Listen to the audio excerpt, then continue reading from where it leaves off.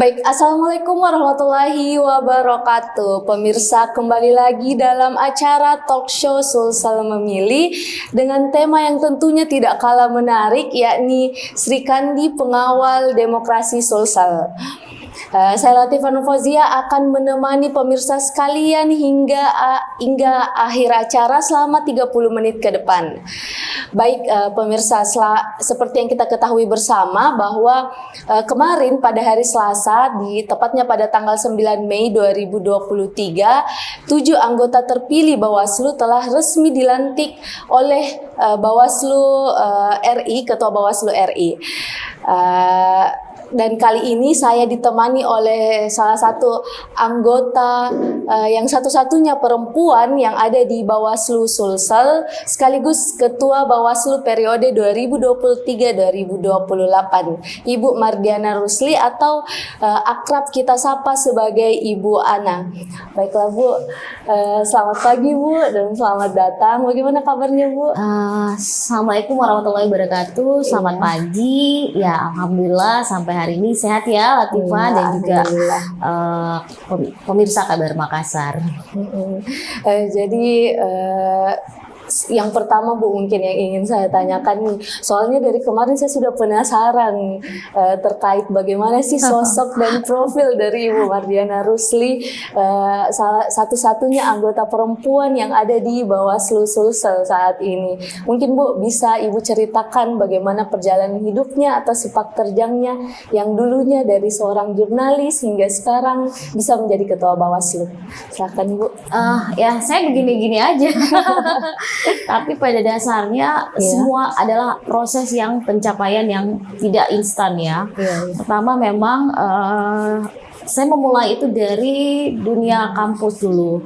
Kebetulan saya juga aktif di organisasi intra dan eksternal. Nah kalau dulu di eksternal itu ada Pergerakan Mahasiswa Islam Indonesia dan juga punya namanya UPPM, Unit Penerbitan dan Penulisan Pers Mahasiswa. Jadi dua lembaga inilah yang kemudian membentuk karakter jiwa mahasiswa saya. Kemudian memang kalau anak UMI kan itu di UMI kan suka demo. Jadi test case lapangan kita adalah mental turun ke lapangan. Kemudian juga mengasah kemampuan menulis saya karena waktu itu juga dipercaya menjadi pimpinan redaksi Pers Mahasiswa. Jadi talenta kepemimpinan saya itu mulai dari situ. Semua itu diproses. Lalu setelah selesai ekspansi ke dunia jurnalis. Nah, pertama saya jadi koresponden majalah Gama. Jadi pecahan dari majalah Forum. Nah, beberapa tahun kemudian pindah di Radio El Sinta, ya malah melintang lah. Kemudian di radio juga Trijaya FM, terakhir di koran Bisnis Indonesia, dan terakhir berlabuh di video jurnalis untuk koresponden Antv di Sulawesi Selatan. Sebelum itu Bu, mungkin Ibu di UMI jurusan apa Bu? Kalau saya ekonomi. Jangan ekonomi. Tanya angkatan ya. Baik sih Bu. Jadi jurusan ekonomi, belajar menjadi seorang jurnalis. Itu gimana Bu Ibu bisa tertarik untuk menjadi seorang jurnalis padahal Ibu kan dari jurusan ekonomi?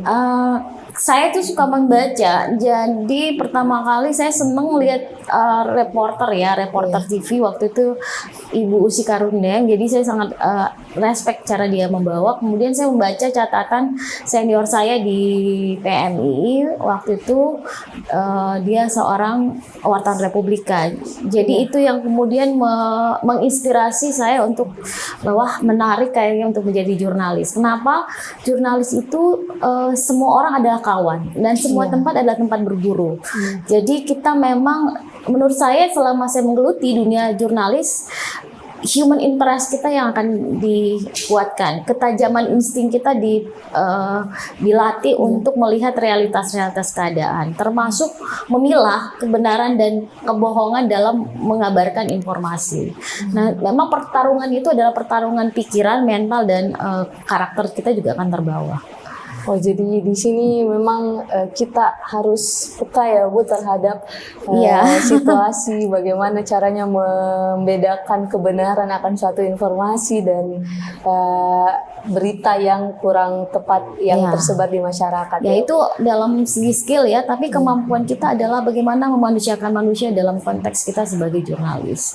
Itu tidak hanya pada ketika kita berhadapan, tapi bagaimana ketika produk itu lahir, kita betul-betul melihat orang itu dalam aspek yang dengan kajian yang matang. Jadi kita tidak melakukan trial by the press, penghakiman terhadap narasumber, tapi betul-betul produk itu lahir dari keseimbangan informasi yang ada. Nah, saya kira itu menjadi bekal buat saya untuk kemudian berekspansi ke dunia politik menjadi penyelenggara pemilu. Penyelenggara pemilu. Dari informasi yang saya dapat juga Bu, setelah Ibu menjadi jurnalis, kan Ibu sempat jadi ketua AJI ya Bu. Ya. Boleh diceritakan Bu sepak terjangnya kemarin jadi ketua AJI? Proses kita berjurnalis ternyata memang membutuhkan interaksi dengan sesama kawan jurnalis ya, yang punya visi dan pandangan yang sama. Waktu itu saya bergabung di Aliansi Jurnalis Independen di 2004-2005 lah. 2005. Nah, ketika saya jadi koresponden Radio El Sinta. Iya. Di situ banyak senior yang memperkuat kemampuan saya, termasuk mungkin ada Kak Upi Asmaradana, Anak Suparno, Salah satunya Pak terus Upi. juga Pak Usen Abdullah, Pak Herman, Kak Nur Korompon, banyak lah. Ada juga senior yang namanya Kak Uki, Supriyan Salatif. Jadi itu Hajra Murni, banyaklah teman-teman yang memang secara mengetahui kapasitas diri saya, sehingga itu kemudian melihat kemampuan saya untuk ini anak punya kemampuan untuk belajar. Potensi. Nah, modal semangat belajar itulah yang kemudian memberi ruang kita untuk melakukan pertarungan kecil. Nah, memang teman-teman Aji juga kebetulan mempercayakan, karena waktu itu secara kapasitas merata lah untuk semua para kandidat. Hanya mungkin semangatnya waktu itu adalah membuat satu sejarah baru. Sejarah baru adalah ketua AJI perempuan. Pengennya seperti Pertama itu, kali dan di akhirnya tahun itu ya Bu. itu pertama kali, dan akhirnya itu terwujud. Jadi secara nasional memang tidak banyak pemimpin perempuan untuk di organisasi jurnalis. Kalau kami waktu itu di angkatan saya baru 3 perempuan ketua AJI, Jawa Tengah, Sulawesi Selatan, dan Ambon.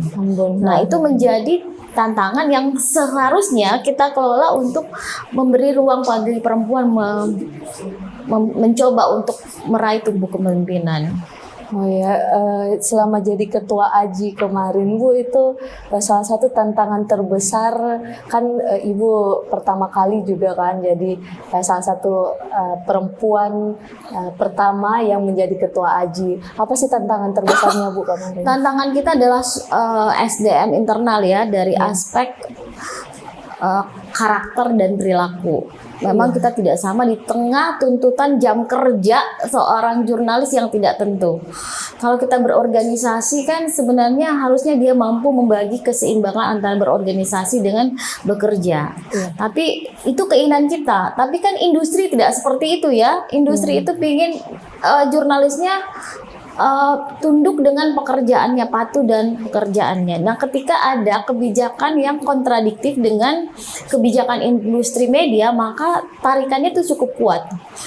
Sisi lain, aktivis jurnalis di AJI harus melawan hal-hal itu, tapi di sisi lain industri kemudian meredam dengan cara bahwa Anda bagian dari industri, sehingga memang tarik ulur kepentingan itu sangat kuat. Misalnya saya seperti ini, kita mendorong soal peningkatan gaji jurnalis dengan standar UMK, karena waktu itu di beberapa tempat itu tidak memberlakukan UMK. Jadi mereka membayar gaji karyawan itu di bawah standar dan melampaui jam kerja yang sesungguhnya. Kemudian perlakuan terhadap jurnalis perempuan dari aspek cuti hamil, cuti melahirkan, dan itu yang kita dorong waktu itu. Walaupun sebenarnya cukup berat, tapi paling tidak kita memberi warning kepada industri media untuk memperlakukan jurnalisnya semanusiawi mungkin. Sebagaimana mestinya. Dan kedua yang paling berat dalam kalangan jurnalis adalah kekerasan terhadap jurnalis. Mau dia kekerasan fisik, mau kekerasan mental, teror dan sebagainya. Itu kan dulu di tahun 2000 tantangan kita terhadap hierarki kekuasaan itu cukup besar ya. Kan saya kira juga yang paling terasa adalah perlawanan kita melawan Kapolda Sulawesi Selatan waktu itu. Iya, betul. Tapi itu menjadi cikal bakal memperkuat posisi tawar kita dan mempersatukan jurnalis bahwa kita punya kekuatan untuk melakukan negosiasi melalui perlawanan itu. Dan itu berhasil ya, Bu? Berhasil. Alhamdulillah berhasil. Tapi tumbalnya adalah kawan kita tidak bekerja kan, akhirnya keluar dari industri media karena tekanan itu. Ya, Bu. Jadi sangat berat ya memang, Bu, menjadi seorang jurnalis, utamanya seorang jurnalis perempuan ya, Bu, yang tetap harus ingin bukan sih yang tetap harus mendapatkan haknya sebagai wanita, misal seperti cuti hamil dan lain-lainnya ya, Bu, sangat berat pada saat itu. Kalau bicara tentang perbedaan perempuan dalam laki-laki dalam ruang publik ketika bekerja memang akan terasa bebannya karena perempuan itu mendapatkan beban ganda. Pertama adalah kerja domestik dan kerja publiknya. Nah, itu yang harus dibangun keseimbangannya. Tapi kan saya begini, walaupun tubuh kita perempuan, tapi jiwa kita harus laki-laki. Maskulinitas kita harus kita perlihatkan bahwa kita tidak lemah pada titik-titik hal-hal tertentu. Kita bisa sejajar untuk hal-hal tertentu. Misalnya dalam konteks peningkatan kapasitas, ruang itu harus kita rebut juga. Jangan semua laki-laki dong yang harus ikut pelatihan, kegiatan. Nah, bertarung juga harus begitu. Persoalan menang kalah yang penting maju dulu kan, lawan dulu, raih dulu, baru buktikan bahwa kita ini bisa layak dan pantas lah. Iya, seperti itu ya, Bu. Dulu Ibu pas jadi jurnalis pernah nggak kayak seperti diremehkan gitu sama laki-laki jurnalis laki-laki yang di luar sana, pernah nggak, Bu? Saya kira pandangan variabel ya. Pertama adalah apakah pandangan orang terhadap perempuan memang masih sangat diskriminatif. Satu, dari aspek pribadi, kualitas dan hal lainnya, termasuk dengan soal apakah dia mampu menjalankan mandat pekerjaannya. Kalau saya kan memang semakin ditantang semakin saya buktikan. Kalau mau dibilang postur tubuh terus perempuan, saya pasti nggak lolos persyaratan untuk menjadi VJ jurnalis di Antv karena yang waktu itu kan pos untuk koresponden Sulawesi Selatan secara nasional itu masih ada slot 1. Nah, melawan 9 laki-laki waktu itu yang ikut mendaftar. Tapi kebetulan yang salah satu koresponden itu Parda Hasugian memang lebih merekomendasikan ke saya karena ini persoalan persoalan bagaimana memanage pembagian wilayah peliputan. Nah, itu memang tidak mudah dalam proses perjalanannya, tapi kita harus belajar untuk kuat dan meyakinkan saja. Yang berarti intinya tuh kita bagaimana harus memang bisa meyakinkan dan menyampaikan argumentasi kita kepada halayak umum sehingga kita bisa diakui oleh mereka. Tantangan terbesar adalah menaklukkan diri sendiri. Menaklukkan diri sendiri dulu ya, Bu. Pertama kali baru bisa menaklukkan orang lain. Iya, baru bisa menaklukkan orang lain. Iya. Jadi kita kembali lagi nih, Bu, ke jabatan Ibu dulu sebagai Ketua AJI. Kan dari Ketua AJI, Ibu bisa bergabung di KPU Sulsel pada tahun 2013 ya, Bu, atau sampai 2018 ya. Itu boleh diceritakan? Ya, setelah selesai, periode itu saya masih berrunning ya, belum selesai untuk 3 tahun dalam periode Ketua AJI. Tapi waktu itu memang sudah fase di mana harus ada peralihan ketua.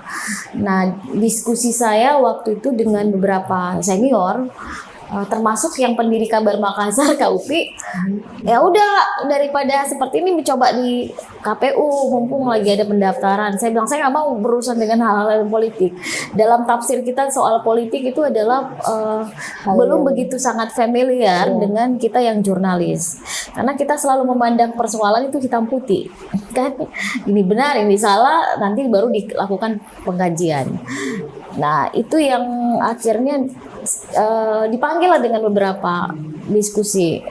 Ini soal kamu punya modal, kamu bisa membawa nilai-nilai sosok seorang jurnalis berkeadilan, kemudian memberi keseimbangan pada setiap orang, kemudian bisa menegakkan keadilan dalam hal memandang sebuah kemampuan investigasi, advokasi terhadap masalah. Itu modal seorang jurnalis untuk ekspansi keluar ke ruang komisi. Memang KPU ini punya tantangan tersendiri dalam aspek karakteristik tersendiri ya dalam ruang lingkup dunia politik. Nah, menjelang 3 hari kali ya pemberkasan baru saya kemudian mengikhtiarkan diri, ya sudah saya siaplah untuk maju. Walaupun sebenarnya waktu itu presentasi untuk terpilih juga sangat kecil melihat yang bertarung kan para tokoh-tokoh Sulsel, orang aktivis dan dari berbagai kegiatan. Dan berjalan prosesnya ternyata mengikuti proses dengan baik, seleksi kan mempersiapkan diri dalam artian kita ini ujian tertulis ya. Bawa nama besar Aji itu tidak mudah. Kalau kita gagal, minimal kita nggak gagal dalam proses seleksi tertulis kayak CAT dan sebagainya. Soal gagal di pilihan komisioner yang di atas itu lain soal. Yang penting pertarungan dulu lah, membawa diri. Nanti kan pertarungan di jaring politiknya. Ternyata juga berbekal itu akhirnya alhamdulillah terpilih 2 perempuan waktu itu dari 5 kandidat, 2 perempuan 3 laki-laki yang terpilih waktu itu. Kemarin pada saat pelantikan dan ibu yang terpilih, salah satu anggota yang terpilih di KPU Sulsel, gimana sih perasaan ibu? Apalagi kan dari seorang jurnalis tiba-tiba berubah arah dan menjadi kerja KPU yang seperti itu, pasti kan itu agak berbeda lah Bu. Ya. Gimana sih perasaan ibu pada saat itu? Saya begini ya, ketika saya mendaftar itu saya sudah mengikhtiarkan diri bahwa ini fashion saya. Ketika saya lepas dari KPU, saya tetap konsisten dalam dunia kepemiluan. Jadi kebetulan secara nasional itu dibentuk namanya Jaringan Demokrasi Indonesia yang dimotori oleh Pak Juri Ardiantoro, Pak Sigit, kemudian Pak Ferry, mantan KPU dan mantan Bawaslu, ada Ibu Endang, Bu Ida, Pak Hadar Nafis Guma. Nah, itu semua. Jadi wadah ini yang kemudian saya menjadikan dengan teman-teman mantan KPU dan Bawaslu di provinsi Sulawesi Selatan dan di daerah sebagai tempat berkumpul. Jadi kita tetap concern pada beberapa kegiatan. Nah, lembaga ini menjadi sparring dengan KPU dan Bawaslu dalam kegiatan pendidikan politik, penguatan kapasitas di bawah. Kemudian juga dibentuk Netfit Indonesia untuk di Sulawesi Selatan juga, lebih fokus pada pendidikan politik anak muda. Jadi memang sifatnya voluntary. Kita nggak ada duit, kita ngumpulin, kita bikin acara. Jadi kita tidak meminta dana dari siapa pihak pun, tapi swadaya kita dan sukarela dari beberapa orang yang mau berkontribusi. Sebenarnya tujuannya apa? Untuk menguatkan mental anak muda dulu. Jadi kita menghilangkan paradigma berorganisasi itu adalah harus ada reward dalam konteks money-nya, fasilitas muda dan sebagainya. Dibikin sulit dulu sehingga mentalnya terasa. Nah, proses inilah yang kemudian karena masih concern di situ, masih beredar dalam ruang lingkup kepemiluan, saya ikut bertarung di 2020 untuk seleksi Bawaslu RI. Ya, jadi waktu 2020 kemarin, 2022. Jadi 2022 ikut pertarungan seleksi Bawaslu RI. Kebetulan di waktu itu Puskapol UI merekrut peserta perempuan potensial untuk menjadi penyelenggara pemilu. Jadi ada 100 yang direkrut oleh direkturnya Mbak Huria, Pak Aditya dan Ida Wahida Suaib, dan beberapa lah mentor-mentor yang punya kapasitas yang bangun membreakdown beberapa ilmu-ilmu ke kita. Saya kira hasilnya luar biasa. Kenapa? Pencapaian hampir semua perempuan yang lolos di 14 besar dan 10 besar untuk Bawaslu RI dan KPU RI itu adalah alumni Shilits. Shilits itu yang program UI. Program UI yang memang mempersiapkan perempuan dari segi skill, kemampuan berbicara, persiapan motivasi, bagaimana melakukan negosiasi, berjejaring dan sebagainya. Persiapan karakter pengembangan diri. Pengembangan kapasitas. Dan hasilnya memang 2 yang terpilih di KPU RI dan Bawaslu RI adalah alumni Shilits. Alumni Shilits ya. Iya, dari Universitas UI yang kerjasama dengan IFES waktu itu. Ya, jadi ibu juga salah satunya yang lolos ya. Saya masuk 10 besar tapi tidak lolos 5 besar. Oh ya, nggak lolos di Bawaslu RI. Iya. Dan hanya sampai perjuangannya di 10 besar sampai di Komisi 2 Komisi 2 DPR. Fit and Proper Test di Komisi 2. Tapi saya kira itu menjadi bekal saya turun ke provinsi. Jadi mencoba mendaftar di provinsi. Iya. Oh ya Bu, apa yang membuat ibu atau yang membangun motivasi ibu, karena kan kemarin sudah mendaftar di Bawaslu RI dan hanya sampai di 10 besar dan mendaftar kembali maju di Bawaslu provinsi, apa tuh yang jadi motivasinya? Motivasi saya adalah mandat. Ketika kami sempat selesai, teman-teman yang tidak lolos itu diajak berdiskusi. Pada waktu itu kalau saya sih sebenarnya teman kawan saya yang selalu mengingatkan, namanya Ulung ya, Mas Ulung. Udah sahabat ya? Iya, sahabat di Jakarta. Terus ada juga mantan anggota Bawaslu RI, Mas Daniel Suhron. Ya sudah, kamu kan sesungguhnya terpilih dan tidak terpilih adalah pertarungan saja untuk memperkuat mental kita. Nah, kalau itu sudah selesai, cobalah di provinsi. Dan memang sebenarnya komitmen saya adalah saya akan menjadi penyelenggara pemilu. Saya tidak peduli tempatnya di mana, apakah di RI, provinsi, dan kabupaten. Nah, kebetulan ada kesempatan, saya coba prosesnya. Jadi secara kesiapan memang saya sudah siap untuk kembali menjadi penyelenggara pemilu. Oh, memang sudah berkomitmen ya Bu dari awal bahwa memang saya harus menjadi penyelenggara. Bagaimana caranya supaya bisa mewakili suara-suara rakyat? Iya, saya waktu ketika tidak lolos 10 saya tidak down. Buat saya tidak ada air mata bagi aktivis yang kalah dalam pertarungan. Yang adalah belajar untuk merasakan pelajaran ini, rasakan sakitnya dan ambil hikmahnya, lalu bertarung lagi. Itu kan proses-proses seperti itu aja yang harus kita lakukan. Oh iya. Selanjutnya mungkin Bu, boleh Bu ceritakan bagaimana sih Ibu Ana bisa terpilih menjadi Ketua Bawaslu saat ini, Bu? Saya kira keterpilihan saya adalah mandat kepercayaan dari 6 rekan saya yang di komisioner Bawaslu ya. Kami bertujuh itu adalah filter yang paling menurut saya, tanpa mengecilkan teman-teman yang lain, adalah saringan-saringan yang menurut sebagian orang sudah layak dan pantas. Karena 2 yang sudah komisioner sebelumnya, kemudian 3 ketua Bawaslu di Kabupaten Toraja, Goa, dan Wajo, kemudian 1 dari ketua KPU Pindrang. Jadi komposisi ini dianggap komposisi yang ideal dan akan menghadapi tantangan-tantangan menjawab ideal itu dalam bentuk kerja-kerja. Secara kemampuan semua merata, semua punya peluang untuk menjadi ketua. Tapi kan dalam proses pemilihan ada yang namanya negosiasi dan saling mempengaruhi, saling meyakinkan bahwa kita bisa lah untuk mempengaruhi orang lain tentang bahwa saya pengen maju, ini kapasitas saya.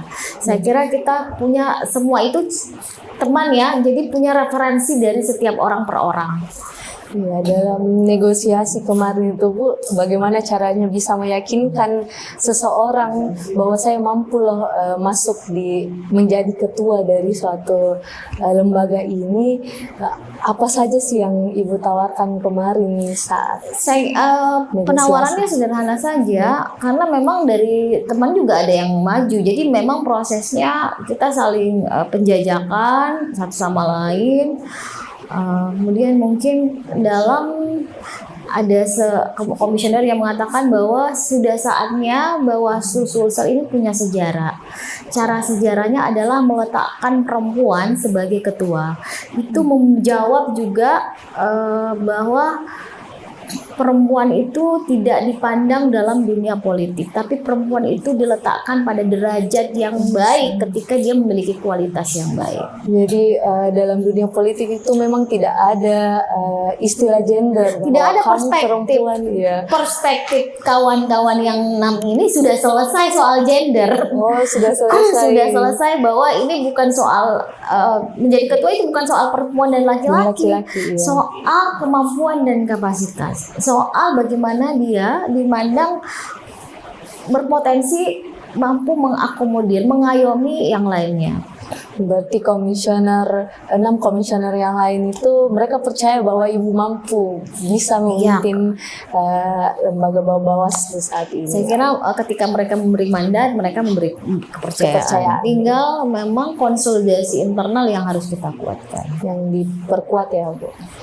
Ya, mungkin untuk pertanyaan selanjutnya Bu, saat ini di Bawaslu sendiri seperti apa sih kesibukannya Bu? Apalagi kan pemilu sudah dekat nih, udah tahun depan Bu. Ya. Saat ini apa saja persiapan yang telah dilakukan oleh Bawaslu?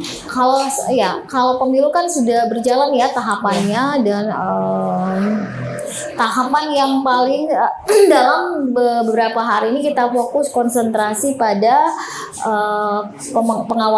pengawasan untuk penerimaan bakal calon legislatif yang diusung oleh partai politik. Kemudian kemarin kan baru 4 partai yang sudah mendaftar. Kemudian hari ini juga akan ada 7. Jadi besok adalah puncak dari pendaftaran bakal calon secara administratif. Nah, itu akan mengalami kesibukan yang cukup, baik KPU sebagai leading sektornya maupun Bawaslu sebagai tim penyeimbang pengawasannya. Nah, kemudian juga kita masih melakukan fokus konsentrasi terkait dengan bagaimana KPU melakukan saran perbaikan dan tanggapan masyarakat melalui daftar pemilih sementara hasil perbaikan. Di beberapa daerah sudah jalan, tinggal diakumulasikan kira-kira apa persoalan-persoalan yang lebih teknis dalam hal pengawasan. Dan itu kalau ada pengawasan, maka yang harus kita lakukan adalah mencegah agar masyarakat yang sudah aspek kelayakannya sudah layak terdaftar dalam DPD itu harus terakomodasi dalam DPS hasil perbaikan. Ya, seperti itu ya Bu. Menurut perkiraan Ibu kira-kira bakal calon yang terdaftar sampai akhir itu ada berapa partai? Sesuai ya, kalau nggak salah ada 19 partai ditambah partai Aceh kan tidak masuk. Ya. Memang kalau kita bicara tingkat kerumitan di pemilu lalu dan pemilu sekarang, walaupun aplikasinya masih sama ya, di 2014 masih pertama kali menggunakan sistem aplikasi pencalonan dan sekarang, tapi semua dokumen itu terunggah ke dalam Silon. Jadi calon itu mengupload ke aplikasi dan sebagainya. Hanya memang kendalanya di beberapa tempat, khususnya di daerah ya. Pertama soal ketersediaan server yang belum begitu, kapasitasnya mungkin terbatasi, sehingga memang terjadi perlambatan penguploadan. Kemudian aspek kemampuan calegnya untuk mengupload, kan tidak semua caleg itu memahami teknologi kan, ya, harus dibantu dan sebagainya. Terus keruwetan administrasi yang lainnya. Karena sekarang kan semua harus terunggah ke dalam aplikasi itu, Silon. Oh, jadi kalau ada saja satu yang tidak terunggah, berarti dia tidak terdaftar. Tidak bisa terbaca dalam sistemnya, dan Dalam itu akan sistem. mempengaruhi satu dapil tertentu dalam calegnya. Dalam calegnya. Tapi sejauh ini memang kalau kita melihat 4, yang kemarin kan ada satu yang perbaikan ya, itu PKS, kemudian 3 partai sudah dinyatakan clear pada saat pendaftaran. Yang lain ini juga masih menunggu. Yang kemarin ada P3 sudah clear, PDIP, kemudian Nasdem pada saat pendaftaran sudah clear. Nah, tinggal yang lainnya kita harap juga semua sudah clear pada aspek administrasinya. Administrasi. Nah, tinggal memang yang harus dipikirkan adalah kemampuan KPU untuk manajemen penerimaannya, karena nanti itu overload di akhir sampai pukul 00. Harapan kita partai ini harus patuh dengan waktu. Jangan sampai ada yang kemudian datang di atas jam 00, kan kasihan. Verifikasi partai politik menjadi peserta pemilu itu sangat berat. Sudah terpilih, masuk peserta pemilu, kendala administrasinya tidak terpenuhi, ya repot juga kan nantinya. Selanjutnya Bu, selain itu kan setelah pemilu dan pilkada nanti dilaksanakan, apa saja sih nanti tugas Bawaslu selanjutnya setelah pemilu dan pilkada dilaksanakan? Saat ini kita memang kalau kita bicara tentang lembaga pengawas pemilu, maka konsentrasi fungsi dan tugas itu ada 3. 1, pencegahan, kemudian pengawasan dan penindakan. Lalu konsentrasi kita saat ini adalah melakukan pencegahan semua potensi, maka dilakukan adalah melakukan pemetaan kerawanan pada semua tahapan-tahapan yang berjalan. Kenapa peta kerawanan? Mengukur potensi untuk memberi warning agar tidak terjadi pelanggaran-pelanggaran yang signifikan. Misalnya pelanggaran administrasi. Caleg itu sebelum calon, filternya adalah kita memastikan bahwa dia jangan sampai pernah terhukum 5 tahun. Nah, dia harus memenuhi syarat di atas 5 tahun baru mendaftar. Kemudian syarat administrasi keabsahan ijazahnya itu harus jadi perhatian. Kemudian apalagi ya, kalau pencalonan itu adalah yang soal izin atasan. Nah, status ketika dia di KTP adalah aparatur sipil negara, tapi dia pensiun belum keluar ininya, itu menjadi persoalan juga nantinya. Jadi verifikasi administrasi ini harus betul-betul kita perhatikan dengan baik. Ya, memang verifikasi administrasi sangat penting ya Bu. Iya. Untuk bagaimana proses selanjutnya. Baiklah Bu, untuk mengakhiri perbincangan kita pada pagi hari ini, Bu, boleh Ibu sampaikan pesan-pesan atau sepatah kata kepada pemirsa Kabar Makassar untuk sama-sama kita menyukseskan pemilu 2024 nantinya. Silakan Bu. Ya, pemilu ini bukan semacam pesta ya, pesta demokrasi, tetapi pemilu ini adalah tanggung jawab yang diemban oleh semua pihak. Mau dia pemilih, mau dia peserta pemilu maupun penyelenggara pemilu. Sukses dari pemilu ada di tangan ketiga ini. Karena itulah mari kita memainkan peran kita dalam porsi masing-masing untuk menjaga stabilitas politik yang baik, kemudian tidak terjebak dengan disinformasi dan hoaks, memastikan penyelenggaraan pemilu ini adalah milik kita. Karena itu Bawaslu sebagai badan pengawas pemilu mengharapkan pengawasan partisipatif dari semua pihak untuk terlibat sehingga pemilu ini berjalan sukses, aman, damai, dan bermartabat. Ya, baik. Baik Bu, semoga kedepannya Ibu dapat menjalankan tugas dengan amanah dan juga berintegritas dalam kerja-kerja Bawaslu kedepannya Bu. Terima kasih Bu, dan saya harap Ibu semoga sehat selalu kedepannya. Baiklah pemirsa, terima kasih untuk seluruh pemirsa yang telah menyempatkan dirinya untuk menyaksikan Sulsel Memilih pada pagi hari ini. Saya Latifah Nur Fauzia dan seluruh kerabat yang bekerja mengucapkan terima kasih dan sampai jumpa.